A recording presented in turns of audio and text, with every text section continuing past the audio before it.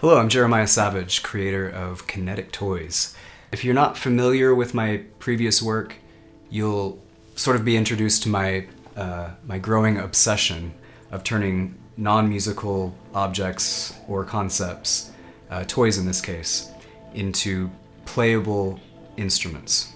I'd like to touch on what KINETIC TOYS is about, what went into the creation of the sound, sort of tell you my story about the concept.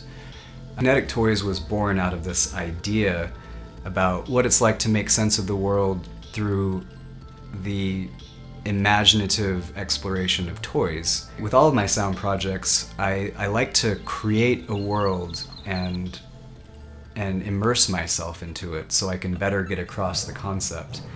So I started watching a lot of dark children movies and reading lots of children's fantasy books to my son, just checking out old antique toy shops and really just immersing myself in this world. Many of these toys come out of an era that's nearly 100 years old. It made me realize there was a child way back then that heard these same sounds that I began hearing as I played with these old forgotten toys. And for me, it was this great feeling of nostalgia for old sounds that in many cases become extinct. These old toys can be kind of creepy and even grotesque. I've found old dolls that could have inspired entire horror movies. And I love all this stuff about old toys because they can be the stuff of nightmares or the stuff of dreams, and it matched my vision for KINETIC TOYS perfectly.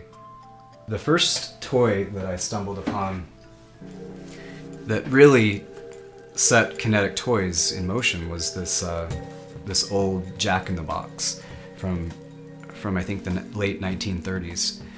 The sound that it plays when you play this little crank here, it's with the worm gears and everything, it's like something menacing and sinister. All the patina from years gone by is mixed in, which really adds to the disturbing character. I just feel like toys built way back had an important aspect that many modern toys seem to be missing, and that's the natural sound that you get from them, where many modern toys have these pre-recorded sounds coming out of really cheap speakers. Not only does it sound terrible, but it takes away the imaginative way that you can make your own sounds with them.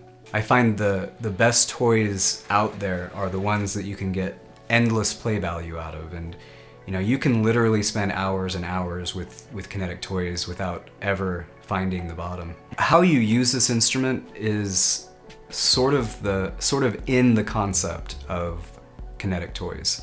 It's something that you play with and explore.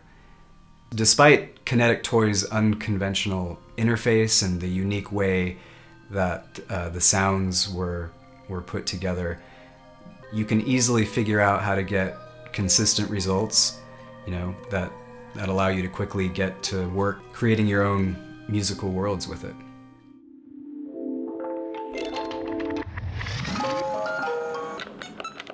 For the process of recording samples in KINETIC TOYS, there are a lot of technical situations regarding different mics and mic placement.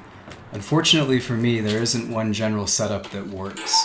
I literally need to play with the toys to discover the most interesting, sometimes hidden sounds they make.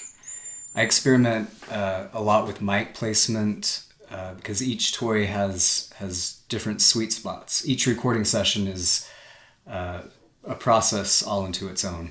There are many layers of sample content when I'm recording, whether that be different elements of a single toy or different variations of many toys, and even some hardcore sound design when the instrument it might be more conceptual, like the Dragon Fairy Tale instrument in KINETIC TOYS.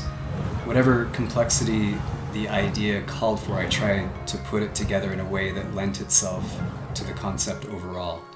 For example, the automaton instrument, if I were just to record an automaton where it's doing all these movements, all you're going to hear is the gears, levers, and cranks, basically everything happening all at the same time, which really isn't that musical or interesting. I wanted to split up each toy or concept into their individual components so that you can have more control over how the toy sounds. So it feels like a toy when you're playing them. It also makes more complex sounding toys that weren't really meant to be musical instruments more musical and unique tools for music creation. There are also times where layering elements are not needed. So in those instances, I've recorded toys that fit into the concept. Like for example, the xylopolyphone. It includes many different types and materials related to the xylophone, as well as different dynamics you can morph into. And for these inherently musical toys, I extract harmonic content from the tones and create waveforms that match the original harmonics. And I do this for many reasons, such as getting greater flexibility over tones, smooth morphing of them, and also so that you can play the instrument across the entire keyboard range without, those pitch stretching artifacts that sound unnatural. In this way, the sounds of kinetic toys have a flexibility and dynamic range not achievable with physical instruments.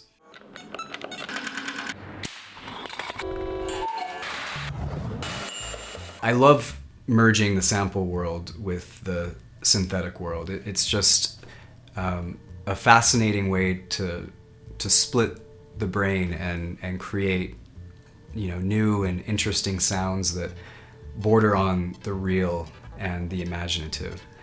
And it's very satisfying to impart those unique sounds into music and texture.